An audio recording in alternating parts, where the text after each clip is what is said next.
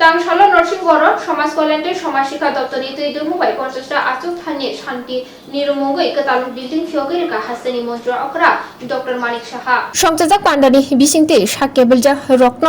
रांगमारी याफारे चोबा जाखा ते senior citizen helpline 14567 number बो कताल फियक रेजाखा ते जुबिलेंट जस्टिस फंड वेबसाइट बो फियक जाखा पांडव मंत्री अकरा न कारी समाज कल्याण समाज शिक्षा दप्तरनि मंत्री शांतना जाकमानो खबे गुबुनि आदं रगमान जाखा बरक अंगै ते खरकसा बरकनि बागै जुग्याव जोबावै थांजाकै सामुं तांनानि ककनो साका मंत्री अकरा पांडाव सिंजारो जे बरक मुनिसु अंगै आजाइने खरकसानो बो साक नाइने अंगै तातंगदिनि बसाखा ते जतनो न बरक रुनानि ककनो बसाखा मंत्री अकरा हाथी पुरस्कार तुले दिচ্ছেন রাজ্যের মাননীয় মুখ্যমন্ত্রী মহোদয় আরো একবার জোরে হাততালি হয়ে যাক এটা রাজ্য সরকারের একটা সোশ্যাল ওয়েলফেয়ার এবং সোশ্যাল এডুকেশন ডিপার্টমেন্টের উদ্যোগে আজকের যে এই মহতী অনুষ্ঠান সেই অনুষ্ঠানে মঞ্চে উপস্থিত আছেন এই দপ্তরেরই মাননীয় মন্ত্রী ত্রিপুরা সরকারের শ্রীমতী শান্তনা চাকমা মহোদয় উপস্থিত আছেন এই এলাকার বামটিয়া এলাকার সবার প্রিয় পবিত্র বিধানসভা একটা মানসিক আজকের এখানে যে হাফওয়ে হোমের যে উদ্বোধন এখানে আজকে করলাম আরেকটা national helpline for senior citizen 14567 যাদের ফ্যামিলিতে এই ধরনের মানসিক সমস্যা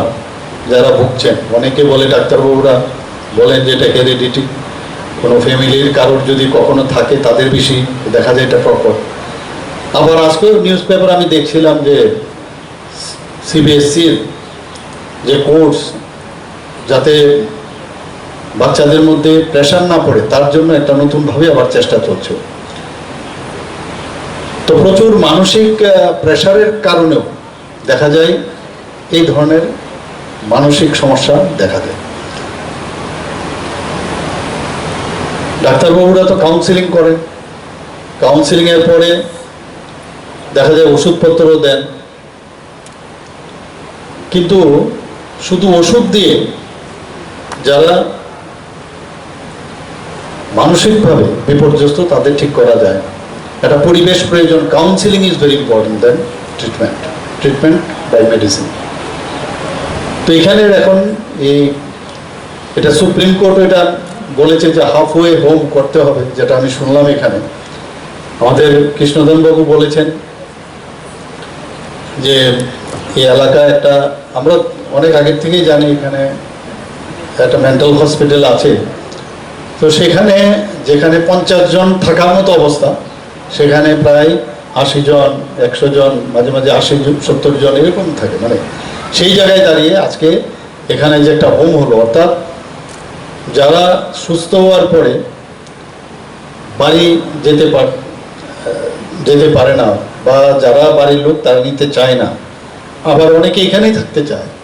তাদের এই যে সুব্যবস্থা এখানে করলো আমি এর জন্যই দপ্তরকে আমি ধন্যবাদ দেব নিজেও আমি আজকে দেখলাম 25টা সিট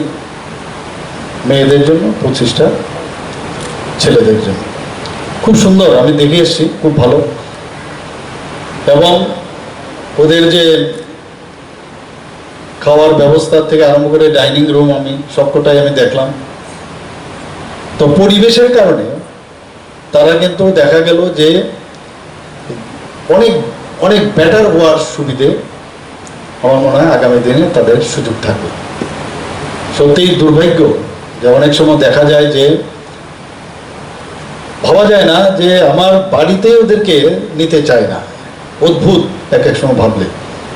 এটা কিন্তু কাম্য নয়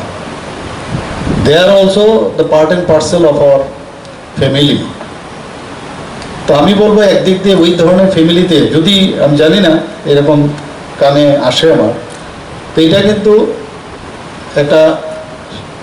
সামাজিক অবক্ষয় আমি বলবো এটা হওয়া বাঞ্ছনীয় না